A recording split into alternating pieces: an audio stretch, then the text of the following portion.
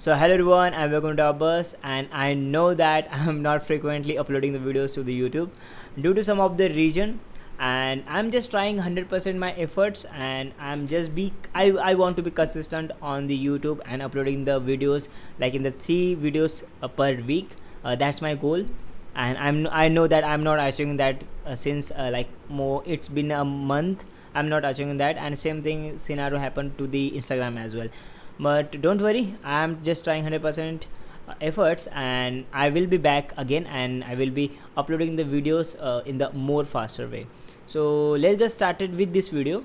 So in this video we are going to do a load testing, and usually you don't see this kind of topic on the YouTube, and nobody just introduce this kind of tools.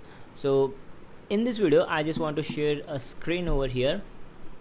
So as you can see that I have one server, like I have hosted one application on this server. This is a to do app, and this app is run on the Docker container.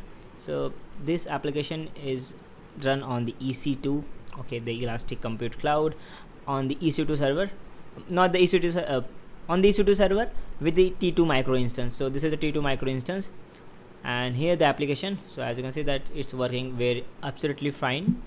And now we are going to do a load testing on this application, but let's just first understand what exactly load testing is. So load testing, so rather than having just telling that one, let me just Google it and let's understand over from Google. So load testing is a performance test that measures how a system application performs under realistic load conditions.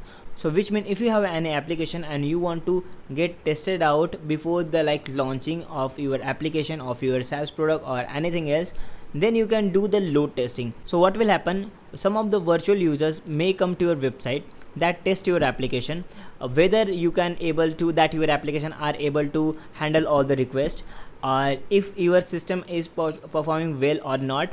Then you can just estimate that, so where we are lacking it, then you can just upgrade the server and testing out the whole application. Yeah, you can also just check it out what exactly your component or the resources are used in the testing purpose. May have some of the reasons, like maybe your RAM is not fulfilling the testing environment for the load testing, or it can be your CPU users as well. So it's totally depend on the like how the application is tested out with the parameters and the some of the maybe traffic as well. So I know that most of the user don't get understand in this way. So let's perform a task, then you can able to understand all the things.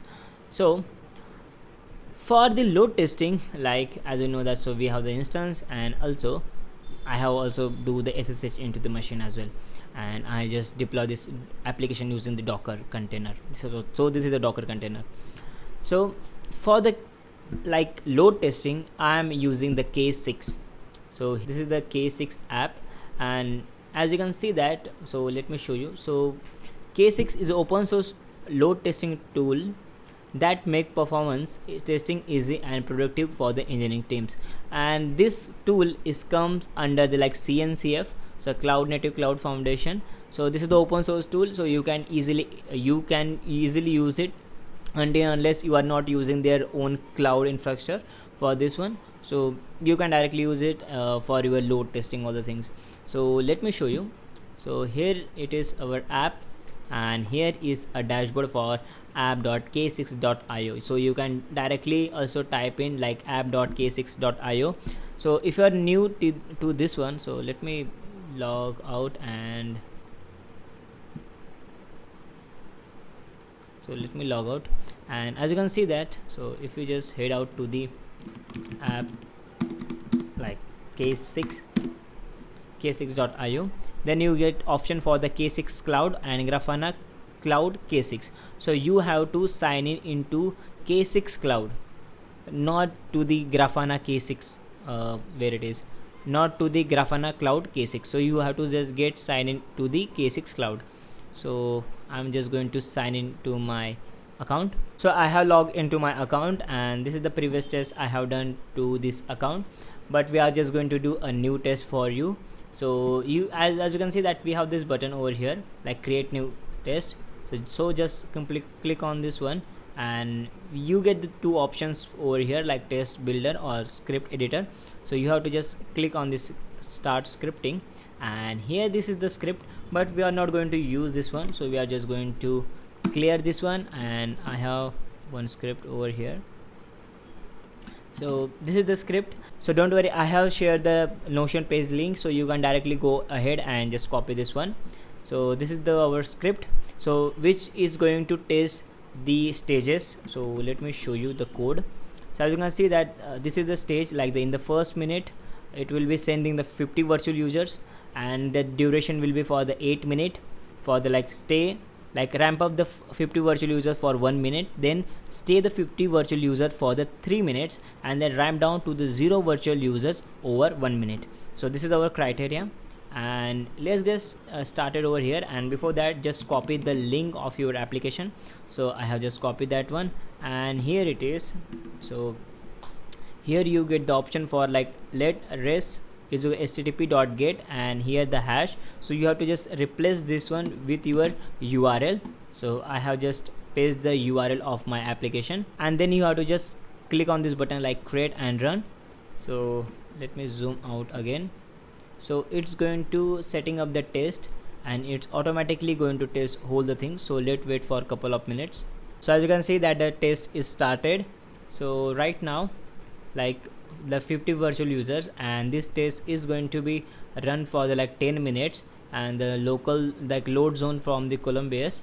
And here as you can see that the request made is 12, HTTP failure 0, and active virtual users will be 4, and request per second is 3. And as you can see that this graph indicates different parameters over here. So this test will be going to run for the 10 minutes, and the first in the first 1 minute it's going to be increasing the number of virtual user from 0 to 50. So as you can see that the active virtual users will be just increasing to the 1 minute, and after the 1 minute it will going to be stay on the application. As you can see that we have the 33 virtual users over here. So we have to just wait for the 10 minutes. So let's wait for the 10 minutes, and after that we can just able to see what exactly results are. So as you can see that now the virtual user is 50, and it's going to stay for the almost for the 7 minute. Not the 7 minute, we can just consider 6 minute, then it's automatically going to reduce. So let's wait for this couple of minutes more, and then we can just see the all the result. So alright, our test is done, and as you can see that this application performed really well, because it's handled more than 25,690 requests, and there will no any HTTP failure. There will be 0, and the peak response time will be the peak response request per second will be 48.33, which means 48 requests are made by per second, and the average response time will be 53 ms. And this graph is pretty much stable, and as you can see that whole the graph is stable. With that, you can also check all the things like threshold with the checks, with the HTTP and analytics, also some of the script as well. This is our script, and the logs. So you can check pretty much all the things. So I hope that you get the idea so how you can test the load testing using the case 6.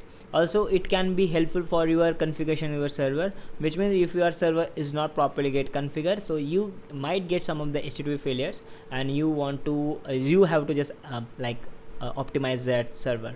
So that's pretty much for this video. And if you have some of the idea what we can do regarding to the DevOps and the cloud, some of the topic, if you want to just if you want to some of the videos, so let me know in the comment section, and see you guys in the next one.